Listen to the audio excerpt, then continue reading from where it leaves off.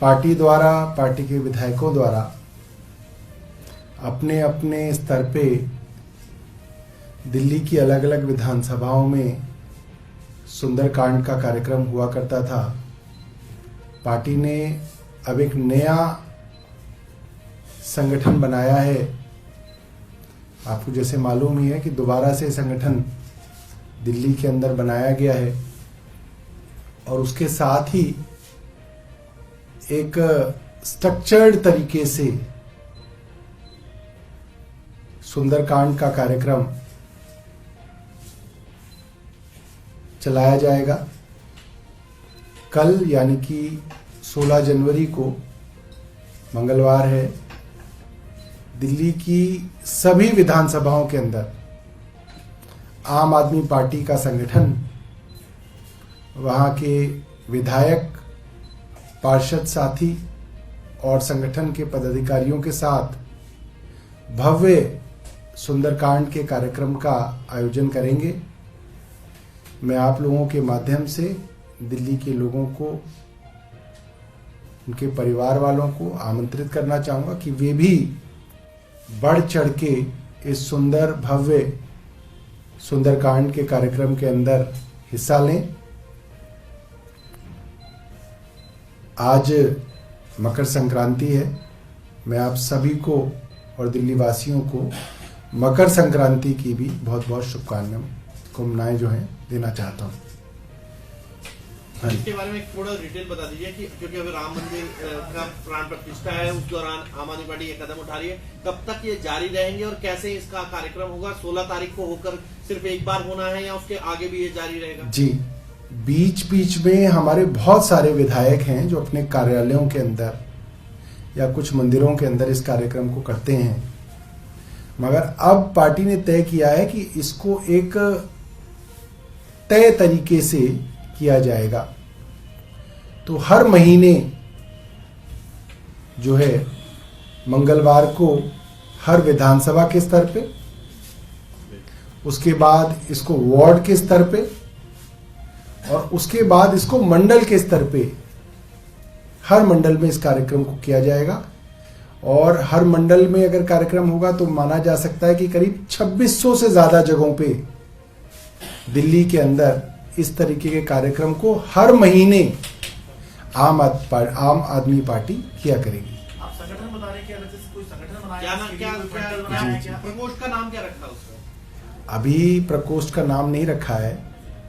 प्रकोष्ठ का नाम हमने पहले ही रखा हुआ था, वही उसी नाम से आगे चलेंगे। मगर फिलहाल प्रकोष्ठ को ना आगे करके आम आदमी पार्टी का जो संगठन है वही जो है इस कार्यक्रम को अलग अलग मंडलों में किया करेगा। कहीं पे सुंदरकांड किया जाएगा तो कहीं पे हनुमान चालीसा की जाएगी। मगर कल जो है सभी विधानसभाओं के अंदर सुंदरकांड का कार्यक्रम जो है दोपहर में जनरली लोगों ने रखा है। हर महीने हुआ करेगा जी, हर महीने के पहले मंगलवार जी। ये अभी सिर्फ दिल्ली के लिए है या पूरे देश में भी शुरू करेंगे? अभी दिल्ली से शुरू करेंगे। सर दूसरा कब तक चलेगा? चलता रहेगा निरंतर। सर मायावती को लेकर ये चल रहा है कि वो इंडिया अलायंस का हिस्सा होंगी, लेकिन आज मायावती ने साफ कर दिया कि वो इंडिया अलायंस का हिस्सा नहीं रहेंगी। बहुत सारी चीजें उन्होंने कही है अलायंस को लेकर भी और सरकार को लेकर भी, लेकिन मायावती का ना होना, इसको लेकर आप क्या कहेंगे? इसके ऊपर हम कुछ नहीं कहेंगे। फिर भी एक अहम हिस्सा है जिसको लेकर इंडिया अलायंस के तमाम नहीं, वो इंडिया अलायंस के अंदर वो पहले ही साफ कर चुकी थी कि वो इंडिया अलायंस में नहीं रहेंगे। एमसीबी प्रस्ताव ला रही है कि स्टैंडिंग कमेटी की पावर जो है हाउस को ही दे दी जाए। क्या कानून ऐसा किया जा सकता है सरकार के हिसाब से? देखिए, ये बहुत ही लॉजिकल बात है। जो स्टैंडिंग कमेटी है उसकी जो पावर्स हैं वो हाउस से ही डिराइव होती हैं। कोई स्टैंडिंग कमेटी कहीं और से नहीं आती है, वो हाउस की ही चुनाव से निकली हुई ये कमेटी है। अब पिछले 1.5 साल से स्टैंडिंग कमेटी का मामला सुप्रीम कोर्ट के अंदर और अन्य विवादों में फंसा हुआ है। जिस तरीके से गलत कानून का हवाला देते हुए भारतीय जनता पार्टी ने एल्डरमैन को स्टैंडिंग कमेटी के चुनाव में वोट डलवाने की कोशिश की और सुप्रीम कोर्ट ने उसको रोका।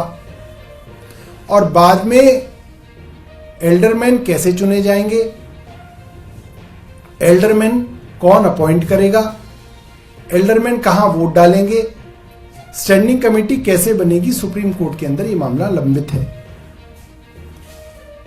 अब पिछले कई महीनों से बहुत सारे ऐसे निर्णय हैं जो एमसीडी में नहीं हो पा रहे हैं क्योंकि स्टैंडिंग कमेटी नहीं है। बजट भी पहले स्टैंडिंग कमेटी में पास होता है, फिर एमसीडी में पास होता है, हाउस में पास होता है, बजट मान लिया जाता है। मगर अभी अभी आपने कुछ दिनों पहले देखा, बिना स्टैंडिंग कमेटी के बजट हाउस में रख दिया गया। उससे पिछले साल देखा गया, बिना स्टैंडिंग कमेटी के ही बजट जो है एमसीडी के हाउस में पास हो गया। बजट से बड़ी तो कोई चीज नहीं होती। जब बजट आप पूरा का पूरा बिना स्टैंडिंग कमेटी के बना सकते हैं, पास कर सकते हैं, तो बाकी जो निर्णय हैं वो भी हाउस के अंदर पास हो सकते हैं। जो पूरी की पूरी गवर्नेंस का जो स्ट्रक्चर है उसका मूल सिद्धांत ये है कि काम होने चाहिए।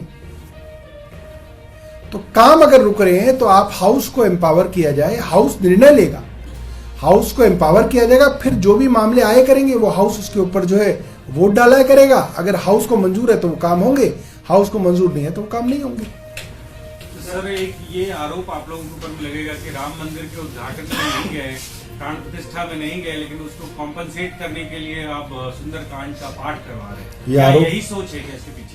ये आरोप जो है नहीं लगेगा। न्योता है क्या आधिकारिक रूप से न्योता मिला, और अगर मिलेगा तो क्या जाएंगे? अभी तक मिला है? स्पष्ट थोड़ा कर दूंगी कि न्योता मिला या नहीं। जैसे ही कोई निर्णय होगा आपको बताया जाएगा। न्योता आया नहीं आया बता दीजिए। मुझे तो नहीं आया। सर आपके सांसद ने हरभजन सिंह, उन्होंने कल पीएम मोदी का धन्यवाद किया, बधाई दी, कह रहे बेइज्जती इंतजार कर रहा हूं 22 जनवरी का। वो भी इंतजार कर रहे हैं जैसे सब लोग इंतजार कर रहे हैं, तो क्या करें? तो मैं भी आप सबको बधाई देता हूँ इस चीज़ की। इसके अंदर बधाई देने में तो कोई हर्ज नहीं। मैं आप सब लोगों को, पूरे देशवासियों को आम आदमी पार्टी की तरफ से बधाई देता हूँ कि राम मंदिर के अंदर प्राण प्रतिष्ठा हो रही है। ये बहुत खुशी की बात है, ये बहुत गर्व की बात है। हम सब लोग बहुत खुश हैं। और बताइए सर, क्या आप लोग जाएंगे? क्या आप लोग जाएंगे? दो मीटिंग हुई, दोनों पॉजिटिव आपने बताई। उसके बाद सीएम साहब खुद राहुल गांधी और खड़गे से मुलाकात कर ली।